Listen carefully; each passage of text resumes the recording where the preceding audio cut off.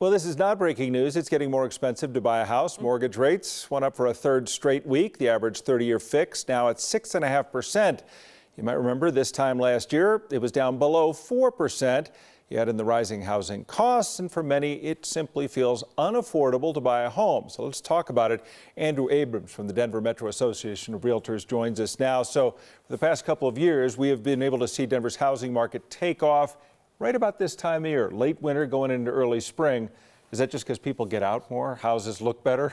You know, people like to be outside. Today, pretty cold, hard to want to go outside and look at houses, but there's certain seasonality in the marketplace, and that's what we traditionally see. I always say everyone's on a school calendar year, whether you have kids or not, and that's what we traditionally see. So come April and May, that market really starts to heat up, and then I always say 4th of July is around the end of the buyer season, and that's when it kind of tapers off. So even with interest rates going up, we are seeing houses that hit the market the first weekend that are in good condition, starting to get multiple offers again. And so while interest rates are certainly going up and having a big impact on buyers, if a house is priced right and in a good condition, there's still multiple offers on it, just not as intense as it was last year at this time. You said houses hit the market. How many houses are hitting the market? I mean, the inventory's been narrow, hasn't it? Yeah, it certainly has. And you know, it's funny, like last year at this time, because interest rates were so low, inventory was really low. So you only have one place to go when you're at the bottom, and that's up. So while inventory is up a lot compared to last year at this time, historically, it's still really low. So at the end of last month, we ended with a little over 4,100 properties on the market in the Denver Metro, and that's about 3 times less than normal and almost 24,000 less properties than 2008. So many people talked about how for such a long time it's been a seller's market, and Denver almost is really, from so many people, just out of reach. Let's be honest. People don't even move to Denver anymore because they look at the housing prices, and they're buying houses like sight unseen because there are so many bids. Now things are changing a little. Is that good? Is it more of a buyer's market? Or when do you get to that point? Yeah, you know, sometimes instead of thinking of like buyers and sellers market, I think of the flow of the market and how that translates to buyers and sellers. And so I would say the new normal with a little bit of higher interest rates and the pace is much more healthy. And the reason for that before, like you said, buying a house sight unseen or going in and when you walk out the door, like as a realtor, telling my clients, hey, you need to make a decision by the time you step out that door, doesn't feel good. We want to support our clients in really having a thoughtful process, and that's that shift. So we're able now to see that, okay, you can go in a house maybe even more than once and look at it and really get a feel for how could I actually live in this house versus what do my eyes see in a first glance and having to make a decision.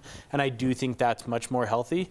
Likewise for inspections, you could do a big inspection. That's the other thing. Actually ask for things and potentially get them fixed. So there's a lot more dialogue, and anytime I think there's a dialogue between two sides, I think it's a lot more healthy than just one side having all the power. You talk about the metro area, so you have Denver, and then you have, let's just go with northeast, southwest suburbs. Yeah. Is one area hotter than the others right now as far as where you're seeing more activity? I think they're all pretty healthy, and it just kind of depends on what you're looking for. You know, I think some people are surprised when you move from more central Denver to the suburbs.